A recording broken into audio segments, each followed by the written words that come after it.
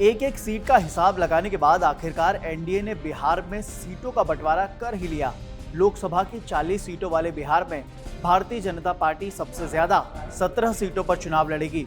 नीतीश कुमार की party JDU को 16 सीटें मिली हैं। चिराग पासवान की लोक जनशक्ति पार्टी रामविलास के हिस्से में 5 सीटें आई हैं, जबकि उपेंद्र कुशवाहा और मांझी की पार्टी के खाते में एक एक सीट है। इससे पहले चर्चा थी कि पशुपति पारस को भी एक सीट मिल सकती है। हालांकि अब साफ है कि एनडीए ने पशुपति पारस का पत्ता साफ कर दिया है। बिहार में कुल 7 फेज में मतदान कराया जाएगा।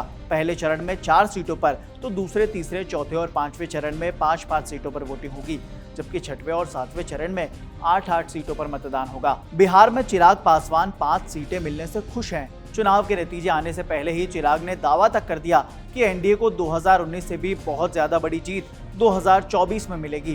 मेरा भी विश्वास, मैं आंकड़ों पर जाऊंगा और ये आंकड़े मेरे विश्वास को बढ़ाते हैं। पिछली बार 2019 में हम 3 दल थे, जनता दल यूनाइटेड थी, भारतीय जनता पार्टी थी और हम लोग थे उस वक्त। पर इस बार हमारे गठबंधन में 2 और मजबूत सहयोगी हमारे साथ जुड़े हैं।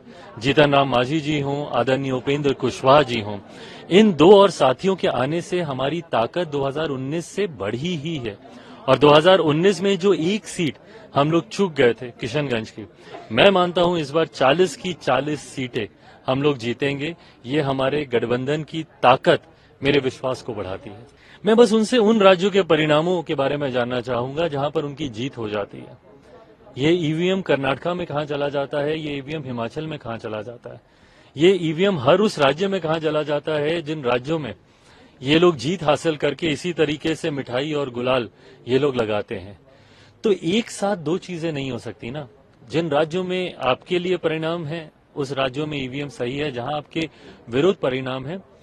Let's face the elephant in the room, let's address the elephant in the room. हकीकत है कि देश की जनता आपको बार बार नकार रही है। देश की जनता बार बार मेरे मौजूदा प्रधानमंत्री पर विश्वास रख रही है और यही कारण है 14 से बड़ी जीत 19 में हम लोग को मिली और अब 19 से बहुत बड़ी जीत 2024 में हम लोग को मिलेगी। 400 सीटों के साथ हम लोग सरकार बनाएंगे। ये वादा देश की जनता ही हमसे कर रही है।